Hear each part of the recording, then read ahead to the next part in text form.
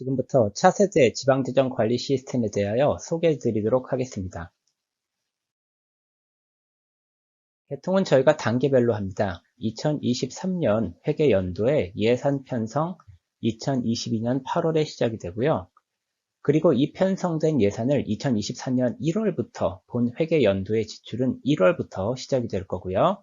12월이 되면 2단계에 대한 기능들도 써보시게 될 겁니다. 3단계 개통 부분을 보면 새로운 서비스인데요. 대국민 서비스인 전자대금 청구 서비스, 그리고 주민 참여 예산 시스템이 시범 운영됩니다. 전자대금 청구 서비스는 국민들이 우리 계약의 대가나 이런 것들을 온라인으로 저희가 제공하는 포털에서 관공서를 방문하지 않고도 청구하고 그 청구된 내용들을 지급받을 수 있는 시스템입니다. 사업자라든지 주민이라든지 전자대금 청구 시스템에 온라인 가입하여서 청구하고 받을 수 있고 주민 참여 예산 시스템을 구축하여 사용 가능하도록 지원할 예정입니다.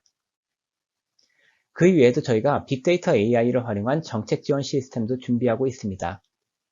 2023년 8월부터 서비스할 예정입니다. 그리고 이 모든 시스템들에 대한 전면 개통은 2024년 1월입니다. 현재 같이 개발되고 있는 재정 시스템과 보조금 시스템의 서비스가 부정수급에 대한 자동 검증이라든지 이런 부분들을 포함해서 2024년 1월에 개통이 됩니다. 차세대 지방재정 관리 시스템의 변화된 부분을 잠시 안내해 드리겠습니다. 먼저 새로워진 UI UX입니다. 기존 2호조 시스템의 불편한 사용자 환경을 대폭 개선하였습니다. 두 번째로 권한 부여 시 속성을 구조화하고 선택을 통해 부여가는 권한을 제시하는 등 전반적인 사용자 권한 관리 기능을 개선했습니다.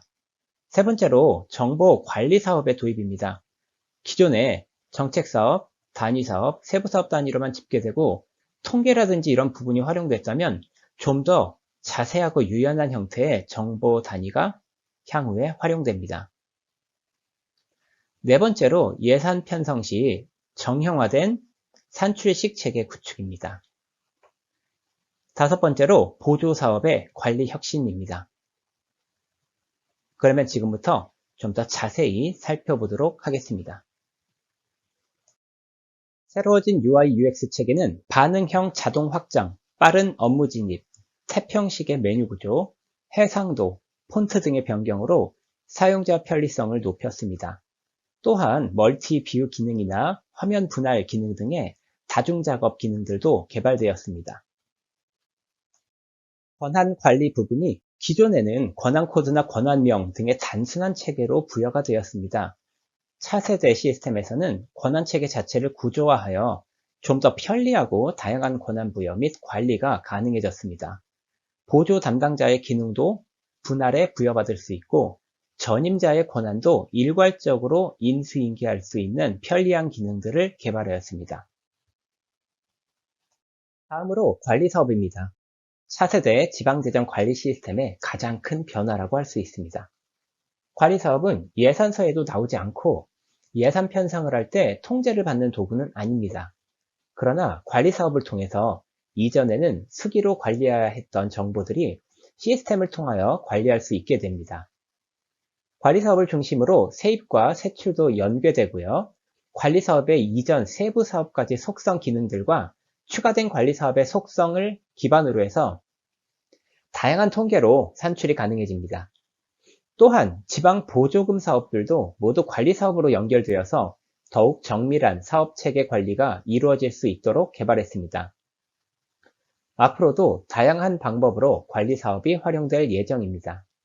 1단계 개통에서는 예산 편성 시 사용되는 최소한의 기능들을 먼저 경험하시게 될 것입니다. 다음으로 정형화 산식에 대하여 말씀드리겠습니다. 예산 편성 기준에 있는 각 통계목별 산출 근거에 적용할 수 있는 900종 이상의 정형화 산식을 시스템 내에 미리 탑재해 놨습니다.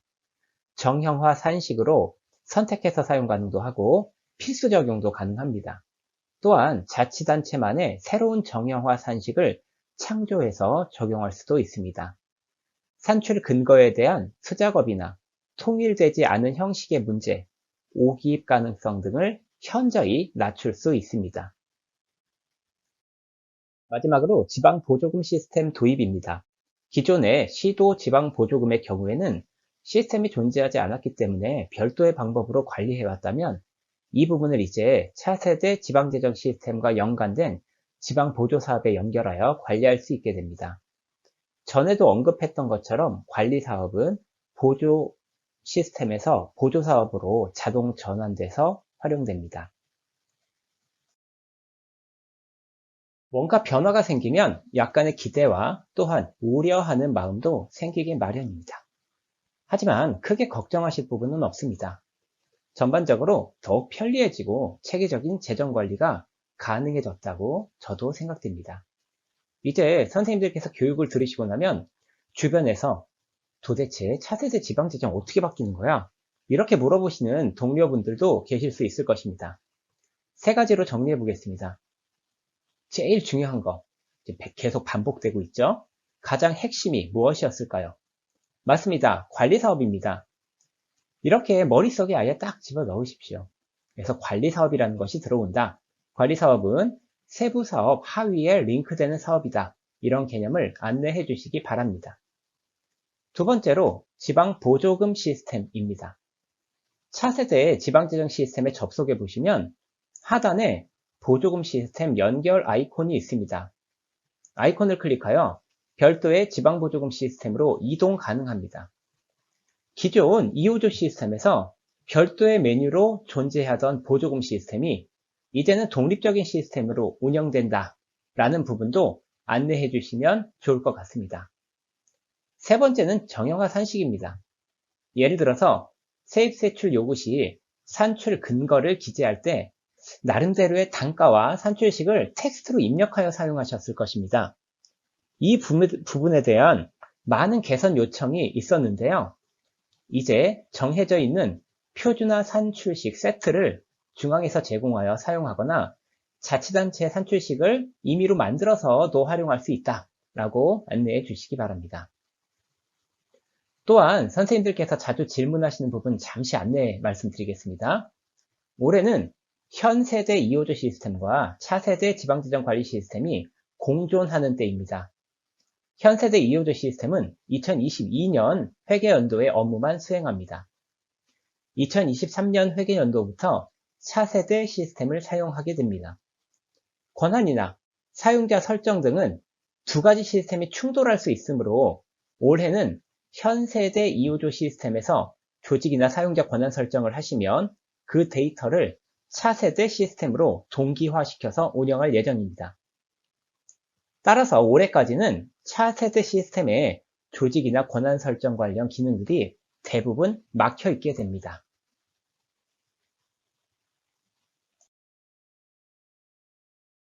참고사항으로 새로워진 UI, UX에 대해서 안내 드리도록 하겠습니다.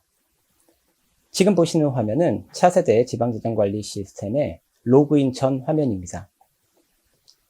차세대 지방재정관리 시스템에서는 인증서 로그인과 ID 로그인 그리고 SSO 연동을 통한 로그인 방식을 채택했습니다.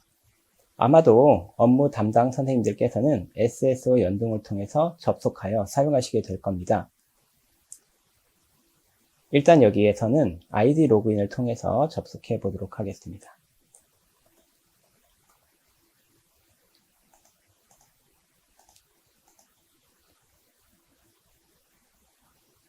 자, 드디어 차세대 지방재정 관리 시스템에 접속했습니다. 몇 가지 달라진 차이점을 소개해 드리도록 하겠습니다.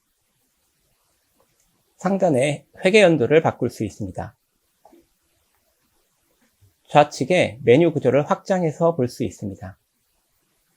메뉴 구조는 트리 구조를 채택하여 좀 더 메뉴를 찾기 쉽게 그리고 접근성 좋게 만들었습니다.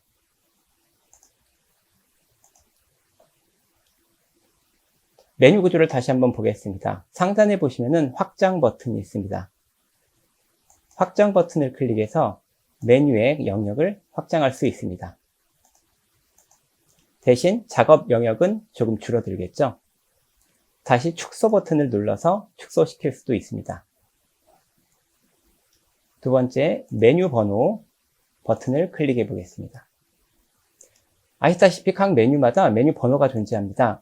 이 메뉴 번호를 보였다가 또는 보이지 않게 만들 수 있는 버튼입니다. 상단에 보시면 메뉴 검색 버튼이 있습니다. 내가 원하는 메뉴 구조를 클릭해 나가면서 찾기가 어렵다라고 할 때는 메뉴를 검색해서 사용할 수도 있습니다.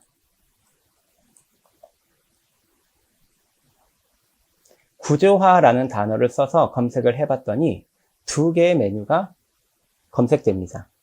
이제 원하시는 메뉴를 클릭해서 들어가시면 되겠습니다.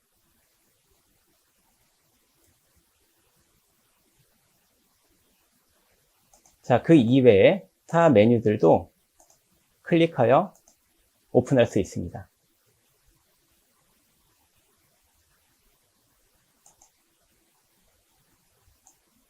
자, 이제 메뉴 검색을 다시 해보겠습니다. 이번에는 메뉴 번호를 입력하고 조회해 보도록 하겠습니다. 자, 해당하는 메뉴 번호의 메뉴가 검색되어 나타났습니다. 이렇게 메뉴 검색은 메뉴의 명칭과 메뉴의 번호로 조회할 수 있습니다. 자, 창을 닫아 보겠습니다. 지금까지 여러 가지 메뉴들을 눌러봤는데요. 상단에 보시면 각 메뉴가 탭 형식의 구조로 열려 있음을 아실 수 있을 겁니다. 보이시죠?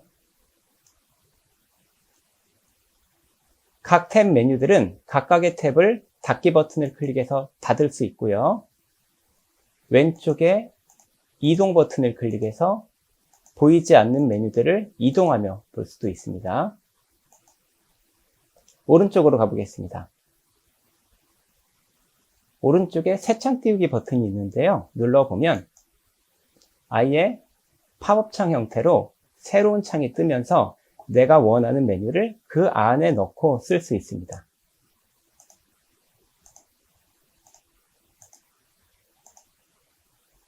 이렇게 2개의 창을 띄워놓고 사용할 수 있습니다. 물론 새로 띄운 창에서 또 다른 창을 띄우는 것은 불가능합니다. 창을 닫아보도록 하겠습니다. 다시 오른쪽으로 가보도록 할게요. 자, 오른쪽 버튼을 클릭하시면은 2개의 조그마한 아이콘이 나타납니다. 아래쪽에 있는 아이콘은 바로 화면을 분할하는 기능의 아이콘입니다. 눌러보겠습니다. 화면 분할 아이콘을 클릭하시면은 현재 열려있는 창의 목록이 나타납니다. 여기서 2개의 메뉴를 선택하고 분할 버튼을 누르겠습니다. 보시는 것처럼 화면의 창이 2개로 분할되면서 양쪽으로 선택한 창이 보이게 됩니다. 동시 작업을 하실 때 유용하게 사용하실 수 있습니다. 다시 하나의 창으로 바꾸겠습니다. 자, 오른쪽으로 또 이동해 보겠습니다. 현재 열려있는 그 메뉴가 어떤 메뉴들이 있는지를 목록 형태로 보여줄 수 있고 선택을 하시면은 그 메뉴로 순간 이동하게 됩니다. 메뉴가 여러 개가 열려 있을 때 제가 무작위로 메뉴를 열어보도록 하겠습니다. 여러 개가 열려 있을 때, 지금 보시는 화면은 프로그램 탭을 10개 초과할 수 없다는 경고 메시지인데요. 화면 탭은 10개까지만 추가할 수 있습니다. 자, 이렇게 많은 수의 탭이 열려 있을 때는 현재 하나의 화면에서 어떤 탭이 열려 있는지, 어떤 메뉴가 열려 있는지 보기가 힘듭니다. 그래서 좌우 버튼을 이용해서 계속 이동을 해서 봐야 되죠. 목록 버튼을 이용해서 현재 열려 있는 탭으로 순간 이동할 수 있습니다. 자, 이렇게 작업을 하다 보니까 너무 많은 탭들이 열려 있습니다. 그래서 이 탭들을 닫아 보겠습니다. 우측으로 이동할게요. 창 닫기 버튼을 클릭하시면 선택한 항목을 제외하고 닫기, 그리고 전체 닫기 버튼이 보입니다. 선택한 항목을 제외하고 닫기 버튼을 누르시면 현재 선택되어 있는 탭 말고 그 이외의 모든 탭들을 닫아주게 됩니다. 전체 닫기 누르시면은 예상하신 대로 모든 화면을 닫게 됩니다. 메인 화면으로 돌아오게 되겠죠. 자, 메인 화면으로 돌아와 봤습니다. 메인 화면에는 자주 사용하는 메뉴, 업무 따라하기 등의 여러 가지 메뉴들이, 여러 가지 화면들이 나뉘어져 있고요. 자주 사용하는 메뉴 하나를 예를 들어 보여드리도록 하겠습니다. 내가 자주 이렇게 많은 메뉴 중에 자주 사용하는 메뉴가 한정적으로 정해져 있을 수 있습니다. 자주 사용하는 메뉴 오른쪽에 더보기 버튼을 누르셔서 내가 자주 쓰는 메뉴를 6개까지 등록을 시켜 놓습니다. 자, 이렇게 등록을 했습니다. 저장 버튼을 누르시면 그 메뉴들이 자주 사용하는 메뉴에 저장이 됩니다. 바로가기 메뉴와 유사하다 이렇게 생각하실 수 있습니다. 자, 이렇게 차세대 지방재정 관리 시스템에서 변경된 또 새로워진 그 인터페이스에 대해서 잠시 참고적으로 소개를 드렸습니다.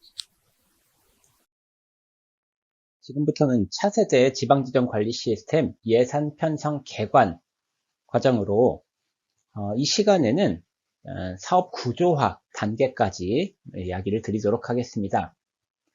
사업 구조화는 자치단체의 정책이 체계적으로 반영될 수 있도록 정책사업, 단위사업, 세부사업 중심의 예산 구조화 과정과 그리고 새로 도입된 관리사업의 등록, 그리고 관리 방법 앞으로 소개 드리도록 하겠습니다. 먼저 예산 편성을 위해 확인할 사항을 잠시 보도록 하겠습니다. 먼저 2023년도 예산 코드 정보를 확인하셔야 합니다. 이 부분은 물론 이 예산 편성을 하시는 사업 담당자 분들께서 하시는 부분은 아니고 각 자치단체의 예산 부서의 담당 선생님께서, 비록 기준정보 담당 선생님께서 확인을 해 주셔야 됩니다. 기능별 코드 등록, 성질별 코드 등록, 세입 예산 코드 등록, 그리고 여기까지는 뭐 중앙에서 내려주는 데이터를 확인만 하시면 되겠고요. 그리고 재원 구분 등록, 자금 수지 코드 등록 해 주셔야 됩니다. 자치단체에서. 그리고 오른쪽에 회계 구분을 확인하셔야 되겠죠. 회계 구분 등록을 하시고 부서에, 그리고 연도별 회계 구분 등록까지 가야 됩니다. 회계 구분 등록을 부서로 하셔야 그 부서에서 해당 회계를 사용하실 수 있게 됩니다. 자, 좌측 하단으로 내려가 보겠습니다. 기준정보, 조직정보를 확인해 보셔야 되는데 위원회 등록, 이 부분 꼭 등록해 주셔야죠. 그래서 혹시 위원회가 뭐 추가되거나 하면은 반드시 등록을 해 주셔야 합니다. 그리고 관서코드, 실국 등록, 그리고 부서 등록 등 필요하고요. 그리고 우측으로 가시면은 신규 사용자가 있다라고 하면은 뭐 사용자 등록이나 연계 사용자 뭐 에러 관리 해 주셔야 되겠죠. 부서 변경 정보 확인 뭐 당연히 하셔야 되겠고요. 그리고 예산 편성을 위한 기초 정보를 확인해 주셔야 합니다. 한도액이 있는지, 뭐 편성 제한 과목이 있는지, 그리고 아래쪽은 이제 바뀐 부분인데 이런 정형화, 그 필수 적용 통계목, 유형별 산식 확인을 하고 조정을 해 주셔야 합니다. 자, 여기까지는 예산 편성을 위해서 확인할 사항이었습니다. 자, 다음으로 예산 편성 업무 절차를 함께 보도록 하겠습니다. 먼저 사업 예산 구조화 부분입니다. 말씀드렸다시피 이번 시간에는 이 사업 예산 구조화 라인 이 부분까지 함께 보도록 하겠습니다. 먼저 뭐 조직 목표나 이런 쪽 입력하시는 거는 이제 시작을 해야 되겠고요. 그리고 본격적으로 업무는 연도 이관부터 시작을 해야 되겠죠. 사업 예산 구조화라는 메뉴에서 연도 이관을 먼저 해서 이전 연도의 사업을 가지고 오셔야 됩니다. 보통 선생님들 이제 사업이 한 해만 딱 하고 끝나는 사업도 물론 있을 수 있지만 일반적으로는 여러 해 동안 꾸준히 해 나가는 사업들이 많죠. 그래서 그런 사업들은 반드시 연도이관이 필요하고요.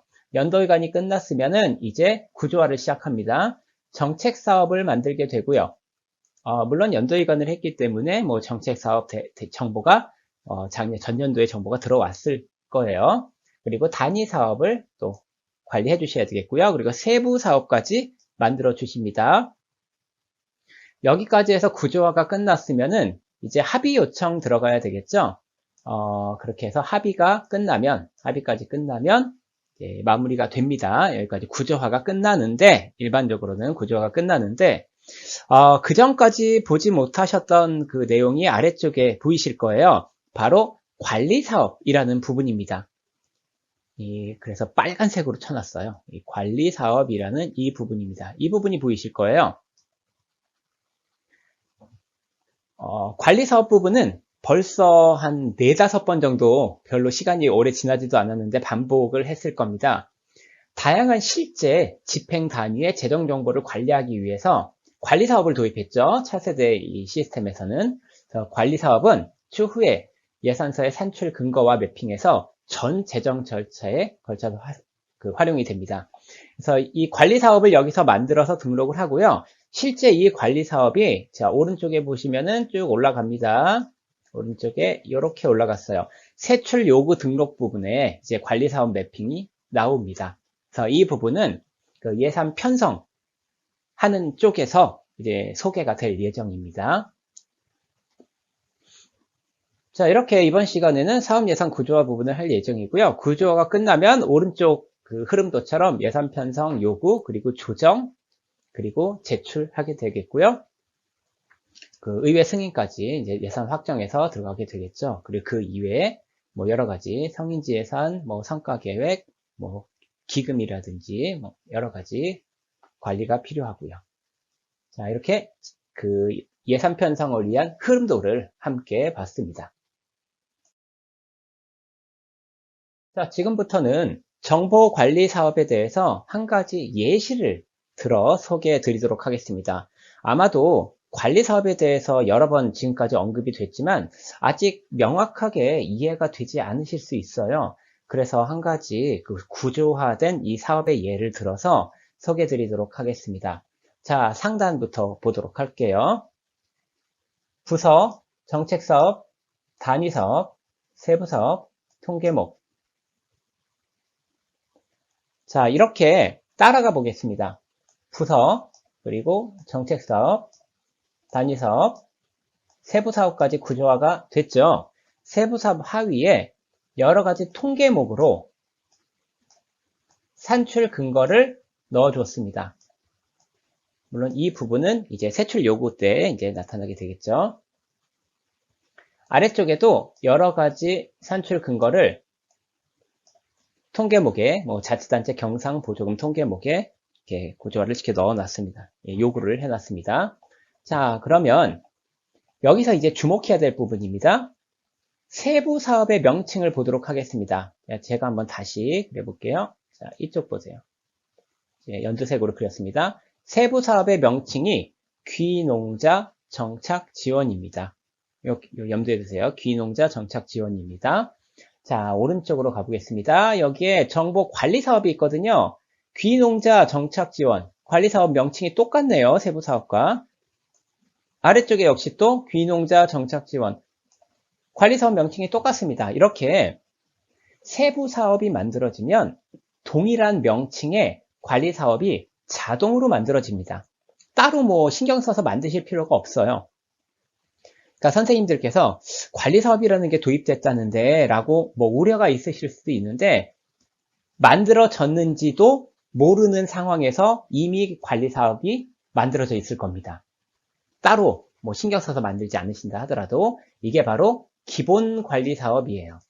기본 관리 사업은 세부 사업이 만들어지면 자동으로 같이 만들어지는 그런 개념이라고 보시면 됩니다. 자, 그럼 아래쪽에 볼게요. 관리 사업이 몇 개 더 있는데요. 이 관리 사업들의 제목을 보시면 제목이 각각 다 달라요. 뭐 박람회 참가 지원, 고향에서 먼저 살아보기, 뭐 어촌 어울림 마을 이런 식으로 각 사업마다 제목이 다 다릅니다. 이렇게 다양한 관리 사업을 따로 만들어서 산출 근거에 연결을 시킬 수도 있습니다. 이렇게 다양하게 우리 사용자, 이 선생님들께서 만들어서 사용하는 이런 관리 사업은 사용자 정의 관리 사업이라고 해서 기본으로 생성되는 것은 아니고 자유롭게 관리 사업을 만들어내서 활용하실 수 있습니다. 그래서 오늘 이 관리 사업이 어떻게 만들어지는지, 구조가 어떻게 되는지도 실제 시스템에서 보도록 하겠습니다.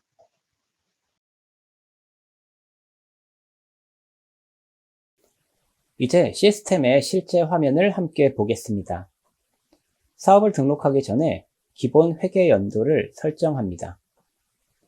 기본 회계 연도 항목에 연도를 클릭하여 선택하면 이후 사용하는 메뉴의 회계 연도가 모두 기본 회계 연도로 설정되어 작업이 편리해집니다. 부서의 조직 목표 설정을 위해 조직 목표 메뉴를 클릭합니다.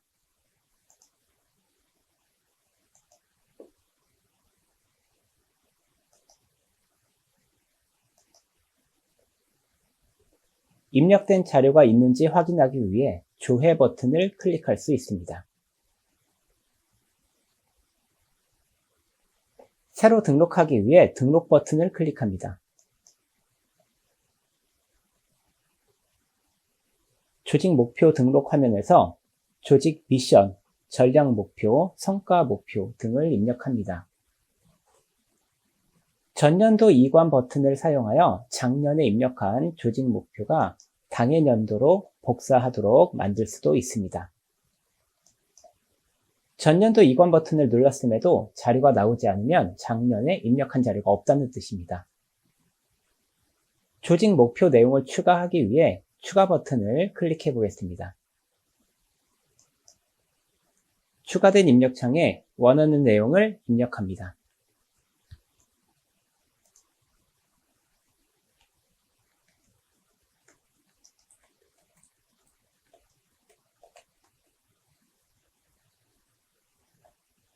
조직 목표 항목 중 삭제하려는 내용이 있다면 그 목록을 선택하고 삭제 버튼을 클릭하시면 됩니다. 조직 목표 등록 중에 추가를 하거나 삭제를 하거나 입력된 내용을 수정하시는 경우에는 반드시 하단의 저장 버튼을 눌러서 변경된 내용을 시스템에 반영시켜 주셔야 합니다.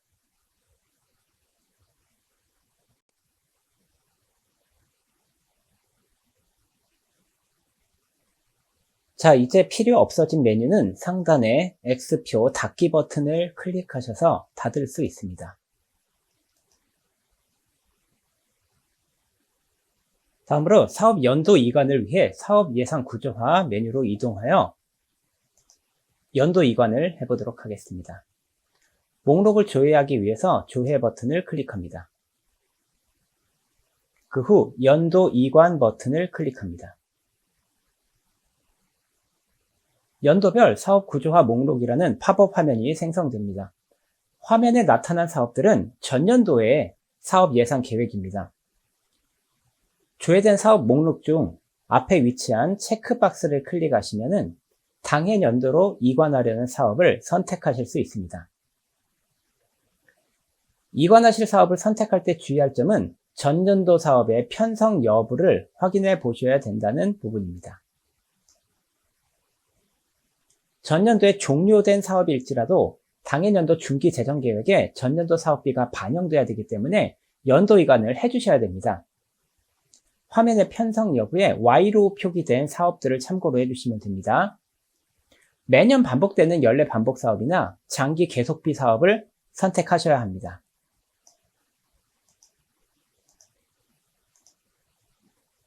사업 선택이 완료되면 연도 이관 버튼을 클릭합니다.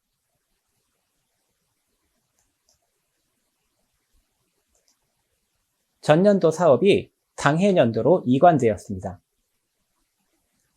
이관된 사업의 현황을 다시 한번 확인하시려면 연도 이관 버튼을 클릭하시고 연도 이관 현황을 확인하시면 이관된 사업 현황을 확인할 수 있고 추가로 이관도 가능합니다.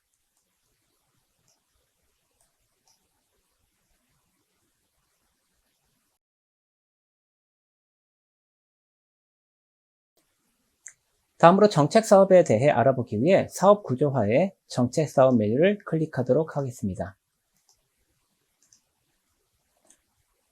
조회 버튼을 클릭하여 연도 이관된 정책사업을 확인합니다. 정책사업은 분야, 부문을 통해 사업의 기능을 결정합니다. 원하는 사업을 클릭하고 상단에 상세 버튼을 클릭하면 입력된 사업 정보를 확인할 수 있고 수정 버튼을 클릭하여 원하시는 경우 상세 화면에서 입력된 사업 정보를 수정할 수도 있습니다. 등록 버튼을 통해 정책 사업을 신규로 입력할 수도 있습니다.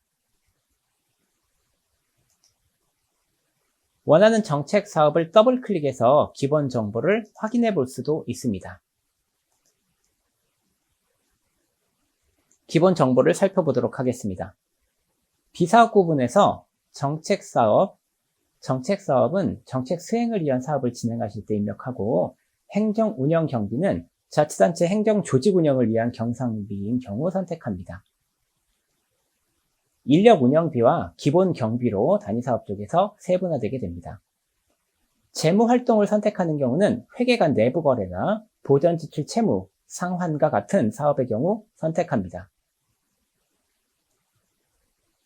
정책사업은 사업의 기능 분류를 위해 13개 분야와 52개의 부문을 선택할 수 있습니다. 사업 목적과 기대 효과 등은 사업 설명서에 기재되는 내용이니까 자세히 입력해 주시기 바랍니다. 관련 위원회를 선택하시고, 혹시 필요한 위원회가 조회되지 않는다면 자치단체 기준정보 담당자에게 위원회를 추가해달라 요청해 주셔야 합니다. 추진 여부는 사업의 추진 상태이며, 미추진으로 선택한 경우에는 사업 정보를 사용하는 예산 편성 등의 다른 메뉴에서 사용할 수 없게 되므로 반드시 확인해 주시기 바랍니다. 하단에는 담당자를 설정할 수 있습니다. 정 담당자와 부 담당자를 구분해서 설정할 수 있습니다. 모든 입력이 완료되었으면 확인 후 우측 하단의 저장 버튼을 클릭하여 새로운 정책 사업을 만들어내거나 수정할 수 있습니다.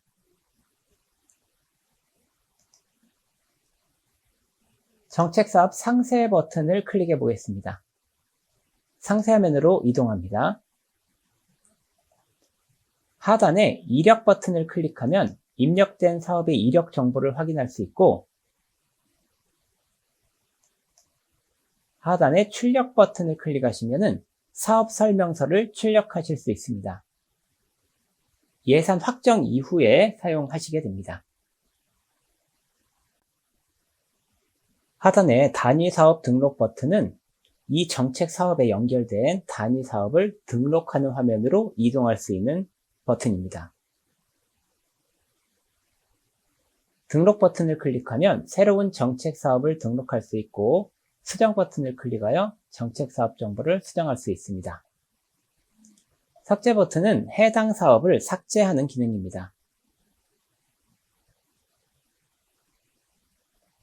자, 정책 사업 초기 화면으로 이동하겠습니다. 정책 사업 목록에는 우선순위가 정해져 있고, 이 순서대로 사업 설명서가 출력됩니다.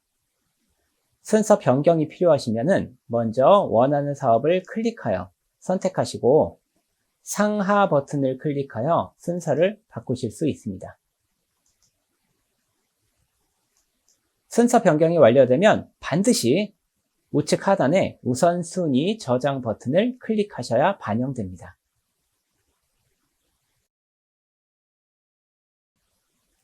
단위사업을 등록하기 위해 단위사업 메뉴를 클릭하겠습니다.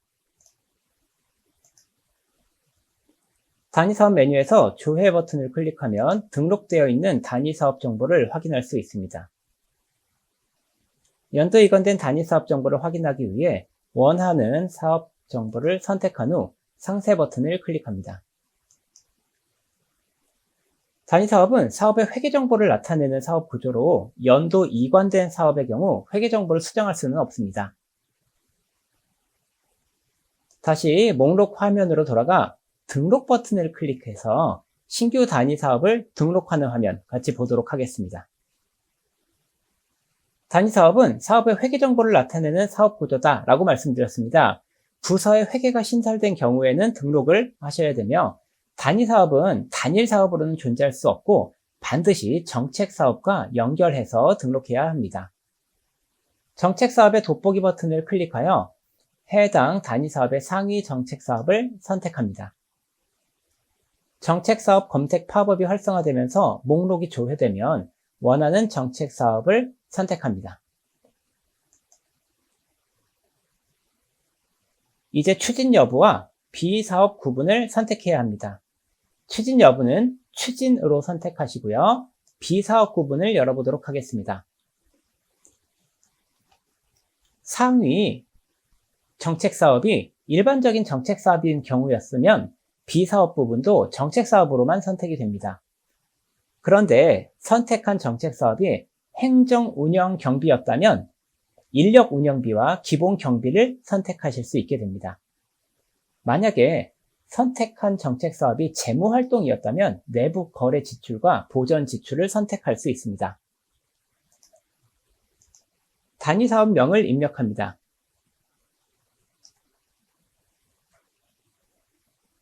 단위사업의 가장 중요한 정보라고 할 수 있는 회계 부분을 선택합니다.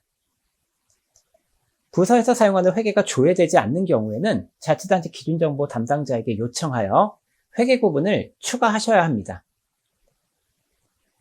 다음으로는 사업 목적, 사업 규모, 사업 내용 등의 정보를 입력합니다. 이 부분은 사업 설명서에 출력되는 내용이므로 상세히 입력하시는 것이 좋습니다.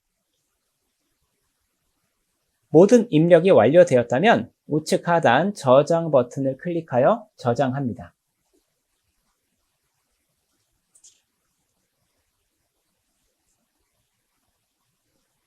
다시 단위사업 목록으로 이동해 보겠습니다.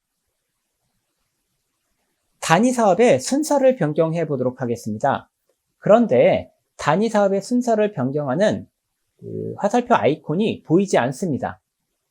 정책사업의 순서 변경과는 달리 버튼이 활성화되지 않기 때문에 이 부분에서 선생님들께서 좀 의아해하시는 경우들이 있습니다. 단위사업은 상위 정책사업을 선택한 상태에서만 변경이 가능합니다. 정책사업의 돋보기 버튼을 클릭해서 변경할 정책사업을 선택하겠습니다.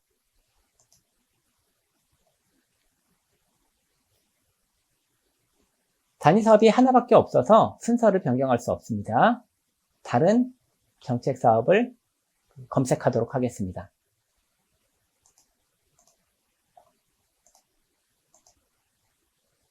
조회 버튼을 클릭하면 해당 정책사업에 들어있는 단위사업들이 나타나게 됩니다. 특정 단위사업을 선택하시고 상단에 이동 버튼을 클릭하시면 순서를 바꿀 수 있습니다. 순서 변경이 완료되면 반드시 우측 하단에 우선순위 저장 버튼을 클릭해 주셔야 시스템에 반영됩니다.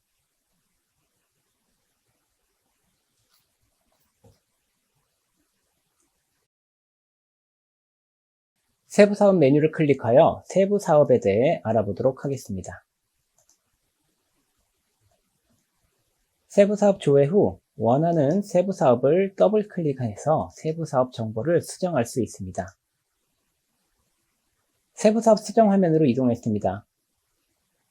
연도 이관된 사업을 다른 단위사업으로 옮길 경우 단위사업의 돋보기 버튼을 클릭하여 해당 단위사업을 선택하면 됩니다. 단, 동일 회계 단위 사업만 선택해서 이동 가능합니다. 세부사업의 주요 항목을 소개해 드리도록 하겠습니다. 먼저 등록 버튼을 눌러보도록 하겠습니다. 추진 여부는 추진으로 선택합니다. 비사업 구분의 경우 일반 사업은 정책 사업을 선택해 주시고 예비비는 예비비를 편성하는 예비비 사업의 경우에만 선택합니다. 신규 계속 항목은 신규로 시행하는 사업은 신규, 그리고 과거로부터 계속되는 사업인 경우에는 계속으로 선택합니다. 계속비 2월이나 계속비 사업 조서를 작성해야 하는 사업인 경우에는 계속비 여부 항목의 예를 선택합니다. 총사업비 여부는 세부 사업에 총사업비를 산정할 수 있는지 여부에 따라 선택하시고 선택 여부에 따라 사업기관과 연도별 투자계획의 입력 방법이 달라집니다. 투자계획의 중요한 부분이라고 이야기할 수 있습니다. 총사업비 여부가 예이고 사업기간이 장기인 경우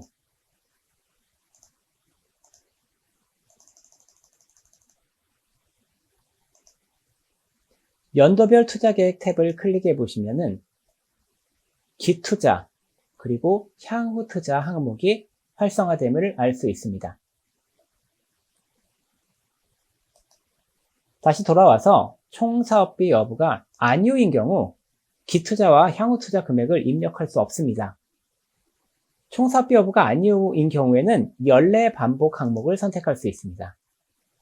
연례 반복 사업은 매년 반복되는 사업이므로 선택한 경우 사업 기간이 일단 5개년으로 자동 설정됩니다. 다시 연도별 투자계획 탭을 눌러보겠습니다. 연례 반복 사업에 투자 계획을 입력해 보겠습니다. 투자 계획은 활성화되는 연도별 재원의 사업비를 입력해 주시면 되고, 특별히 연평균 증가율을 이용하실 수 있습니다. 연례 반복 사업은 과거로부터 반복된 사업으로 전년도 사업비를 참고하여 해당 재원의 1000원 단위로 금액을 입력하고 연평균 증가율 항목을 체크한 후 연평균 증가율을 %로 입력하여 자동으로 설정할 수 있습니다. 상단의 적용 버튼을 클릭하면 다음 4개년의 계획이 자동 계산되어 입력됩니다. 연평균 증가율이 0인 경우에는 동일한 금액으로 향후 계획에 입력됩니다. 이 연도별 투자 계획 금액은 해당 사업의 중기 재정 계획 사업비가 되므로 반드시 등록하셔야 하며 당해년도에 재원별 사업비를 정확히 입력해 주셔야 예산 편성 작업 시 원하는 재원으로 예산을 요구하실 수 있으니 주의하시기 바랍니다. 입력한 연도별 투자 계획의 총 합계는 기본 사업의 총 사업비로 표시됩니다. 총 사업비는 중기 재정 계획 세부 사업 계획서 작성 기준으로 사용됩니다. 성인지 예산서를 입력해야 하는 대상 사업인 경우는 반드시 체크합니다. 자체 보조 구분은 진행하는 사업의 재원이 자체 재원으로만 이루어졌는지 국고보조금, 광특보조금 및 시도비 보조금과 같은 보조 재원이 포함되어 있는지를 설정합니다. 국고보조 사업을 받아 집행하는 사업인 경우에는 중앙부처에서 세부사업명을 국고보조사업명으로 요구하는 경우가 있으니 가능하다면 세부사업명을 국고보조사업명으로 설정하시는 것이 좋겠습니다.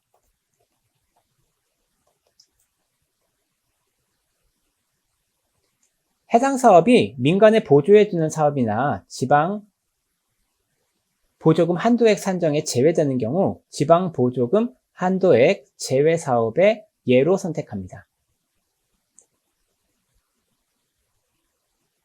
직접 지원 여부는 광역자치단체에서만 선택할 수 있습니다. 광역자치단체에서 직접 시행하는 사업인 경우는 직접, 광역에서 기초자치단체로 보조하여 주는 사업은 지원을 선택해 주시면 됩니다.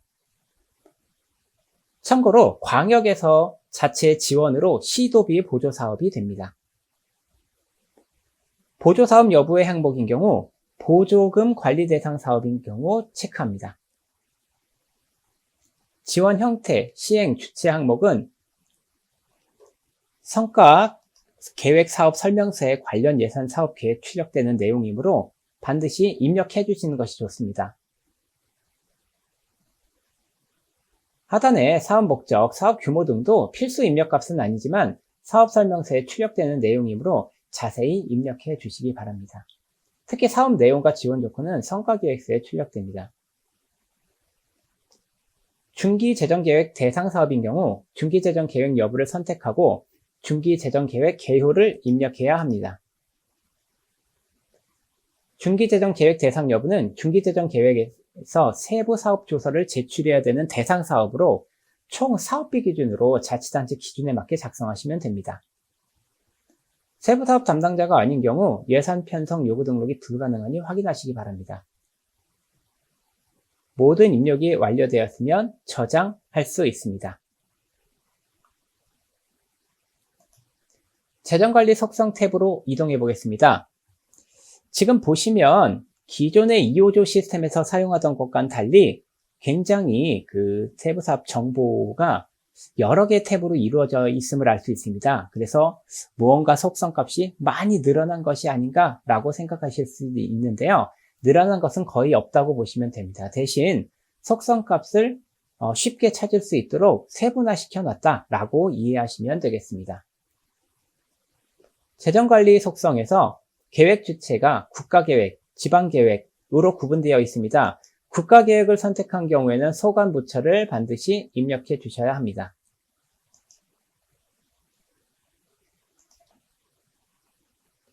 의무 재량 구분은 법정 의무, 보조 의무, 이자 의무, 재량을 반드시 선택하셔야 합니다. 필수값 사항이며 선택에 따라 중기재정계획의 의무 재량 지출 금액에 반영이 됩니다. BTL, BTO 여부는 임대형 민간투자사업인 경우 BTL, 수익형 민간투자사업인 경우 BTO를 선택합니다. 정책 속성 탭으로 이동합니다. 일자리 대상 사업인 경우 여부를 예로 체크하고 사업 유형 대상 특성 등을 입력합니다. 그 이외에도 재난안전, 사회복지 지출 등 여러 가지 정책 속성을 선택할 수 있습니다. 저장 버튼을 클릭해서 세부 사업을 저장합니다.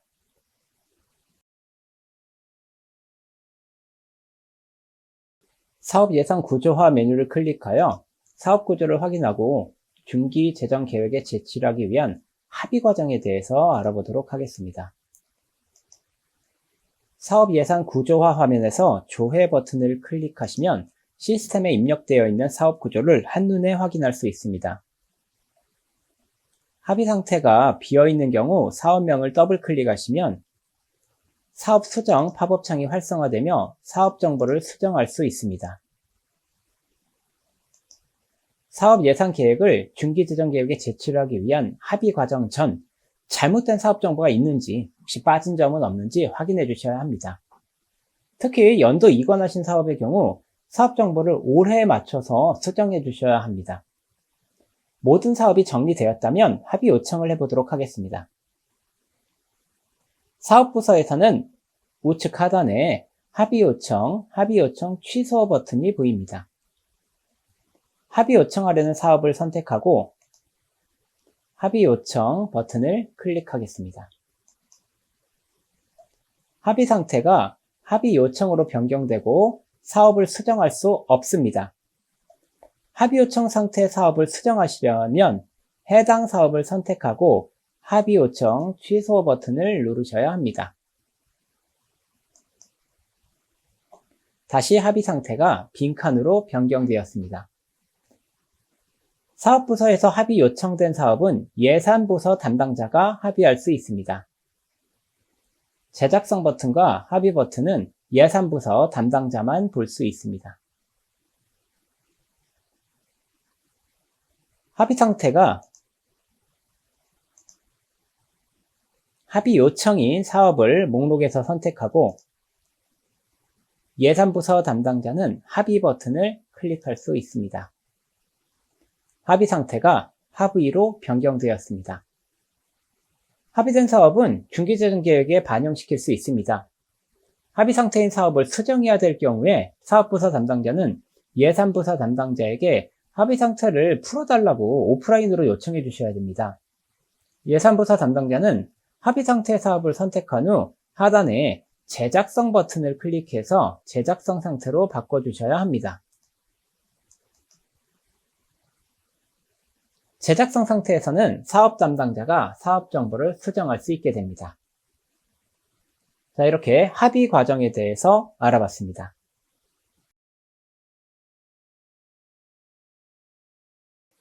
다양한 실제 집행 단위의 재정 정보를 관리하기 위해 차세대 지방재정 관리 시스템에서는 관리 사업을 도입했습니다.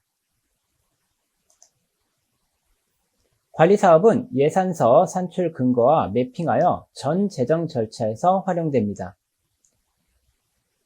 관리 사업은 두 가지 유형이 있습니다. 기본적으로 하나씩 생성되는 기본 관리 사업과 사용자가 직접 등록하는 사용자 등록 유형이 있습니다. 기본관리 사업은 신규 세부사업 생성 시 또는 세부사업 연도 이관 시 자동 생성됩니다. 기본관리사업은 세부사업 생성 시 자동 생성된 관리사업으로 세부사업의 속성을 그대로 승계받습니다. 사용자 등록 관리사업은 세 가지 방법으로 등록 가능합니다. 먼저 지금 보시는 관리사업 메뉴, 그리고 관리사업 구조화 메뉴, 그리고 세출예산 요구 등록 시 그 화면에서도 등록이 가능합니다. 그러면 지금 보시는 관리사업 메뉴에서 사용자 등록 관리사업을 생성해 보도록 하겠습니다. 등록 버튼을 클릭하여 관리사업 등록 화면으로 이동하겠습니다.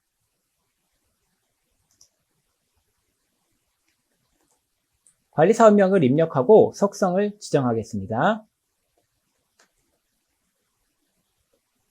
관리사업의 속성은 세부사업과 유사하지만 회계, 총사업비, 연도별 투자계획, 중기개요 등이 포함되어 있지 않습니다. 먼저 기본 정보 중 추진, 여부, 그리고 사업기간, 자체재원, 보조재원 등 필수 정보를 입력합니다.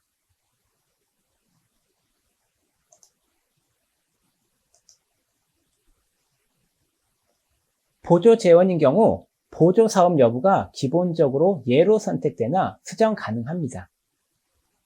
보조사업은 보조재원 국도비를 포함하는 사업이거나 통계목 중 보조금 성질 통계목으로 광역 13개, 기초 11개로 추진되는 사업입니다. 보조사업 여부가 예인 경우 사업 목적과 사업 내용이 필수 조건이 되고 보조금 속성 탭이 표시됩니다. 해당 정보들은 보조금 사업으로 활용되므로 상세히 기입해 주시기 바랍니다.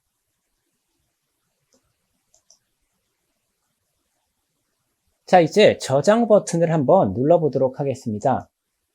저장 버튼을 눌렀더니 보조금 속성, 보조사업 속성, 수혜 대상은 필수 입력 항목입니다 라는 경고 메시지가 나옵니다. 하단으로 이동해 보겠습니다. 수혜 대상과 수혜 조건은 필수 입력 값이므로 해당 사항의 값을 입력합니다. 참고로 우측 수혜자 속성에서 실제 이 보조금의 수혜를 받게 되는 속성값을 지정할 수 있습니다. 이 부분은 국고보조금 사업과 추후 통합관리를 위해서 이용 가능합니다. 마지막으로 저장 버튼을 클릭하겠습니다.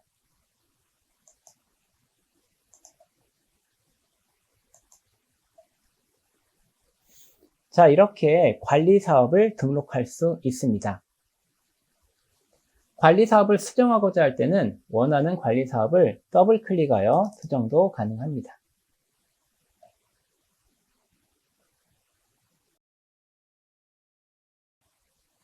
관리사업 구조화는 세부사업 하위에 관리사업을 구조화하는 메뉴입니다. 관리사업을 사용하는 데 있어서 선생님들께서 가장 많이 활용하게 될 그런 메뉴라고 볼 수 있습니다. 조회 버튼을 클릭하여 관리사업 구조화 정보를 확인합니다. 관리사업은 하나의 세부사업에만 연결될 수 있고 하나의 세부사업에는 여러 개의 관리사업이 연결될 수 있습니다. 세부사업 하위에 하나의 기본 관리사업이 연결되어 있는 것을 확인할 수 있습니다. 관리사업 메뉴에서 사용자 등록 관리사업을 세부사업에 연결해 보도록 하겠습니다. 원하는 세부사업을 클릭하고 관리사업 연결 버튼을 클릭합니다. 조회 버튼을 클릭하면 세부사업 대상 관리 매핑 작업 창이 호출됩니다. 다른 세부사업에 연결되지 않은 사용자 등록 관리사업 목록이 조회됩니다. 연결하려는 관리사업을 선택하고 선택 버튼을 클릭합니다. 관리사업 구조화 화면에서 조회 버튼을 클릭하면 선택한 관리사업이 세부사업과 구조화된 모습을 확인하실 수 있습니다. 지금은 하나의 세부사업에 2개의 관리사업이 연결된 모습입니다. 연결된 구조를 끊고 싶은 경우 대상 관리 사업을 선택하고 구조 삭제 버튼을 클릭합니다. 참고로 구조 삭제는 사용자 등록 관리 사업만 가능합니다. 기본 관리 사업은 세부 사업과 하나의 세트로 연결되므로 연결 구조를 삭제할 수는 없습니다. 사용자 등록 관리 사업이 세부 사업과 연결되어 있으면 그 세부 사업은 삭제가 불가능합니다. 세부 사업을 만약에 삭제해야 되는 경우가 있다면 먼저 연결되어 있는 관리 사업을 보셔야 합니다. 그러니까 사용자 등록 관리 사업이 혹시 연결되어 있으면 그 구조를 먼저 끊어주고 구조를 삭제해주고 그 세부 사업을 삭제하거나 이렇게 작업을 진행하셔야 합니다. 관리사업 등록은 지금 보시는 관리사업 구조화 메뉴에서도 가능합니다. 세부 사업을 먼저 선택하시고 상단에 관리사업 등록 버튼을 클릭합니다. 이 화면에서 새로운 관리사업을 등록할 수 있습니다. 보시는 속성값은 기존의 세부 사업의 속성값을 그대로 승계해서 가져온 값입니다. 그래서 관리사업을 등록할 때는 지금 보신 방법으로 관리사업을 등록하시는 것이 가장 간단하다고 볼 수 있습니다. 왜냐하면 이미 세부 사업의 속성값들을 다 가지고 오기 때문에 별도로 속성값들을 하나하나 선택을 해야 될 필요성이 없습니다. 그래서 좀 더 편하게 관리사업을 등록할 수 있죠.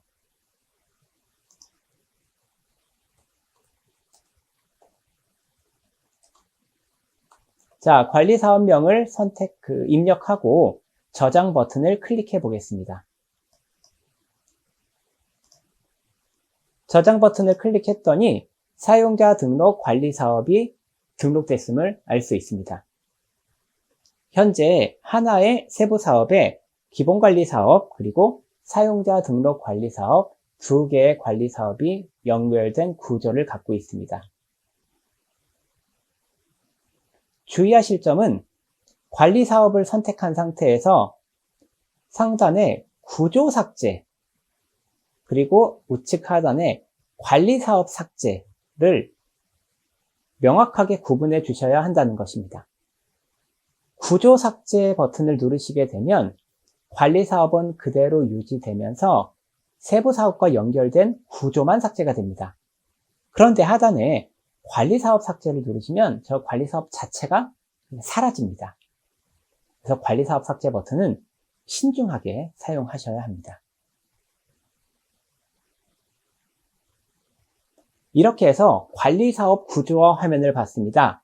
정리하자면 관리 사업은 좌측의 관리 사업 메뉴에서도 생성이 가능하고 관리 사업 구조화 화면에서도 새롭게 생성이 가능합니다. 그러나 조금 더 쉽게 생성하기 위해서는 지금 보시는 관리 사업 구조화 화면에서 먼저 세부 사업을 선택하고 관리 사업 등록을 하는 방법이 더 편하지 않을까 그런 생각을 합니다. 선생님들께서도 아마 그냥 관리사업 메뉴에서 생성하는 것보다는 관리사업 구조화 화면에서 메뉴에서 관리사업 사용자 등록 관리사업을 아마 생성하시게 될 겁니다.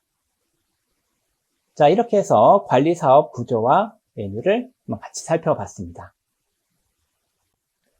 자, 이번 시간의 마지막으로 참고사항 하나만 말씀드리도록 하겠습니다. 지금 보시는 화면은 관리사업 화면입니다. 그리고 상단에 세부사업 화면을 탭으로 열어놨습니다. 공통적인 부분이 많은 편인데요. 차세대 지방재정 관리 시스템에서 향상된 부분을 하나 소개해 드리겠습니다. 관리사업과 세부사업체 마찬가지로 사업을 조회할 때 속성값을 속성 1번부터 4번까지 4개의 속성값을 지정해서 세밀하게 조회할 수 있는 기능을 만들었습니다. 세부 사업에도 마찬가지 기능이 있습니다. 속성을 돋보기 버튼 눌러서 보시면 그 사업을 만들었을 때 그 속성 값들을 쭉 나열해서 볼 수 있고요. 이 중에 내가 보고자 하는 그 속성만 선택해서 조회를 해볼 수 있습니다. 이런 옵션을 4개까지, 그래서 좀 더 다양하고 치밀하게 이 사업들을 조회해 볼 수 있는 기능을 지원하고 있습니다. 자, 이렇게 참고사항도 말씀드렸습니다.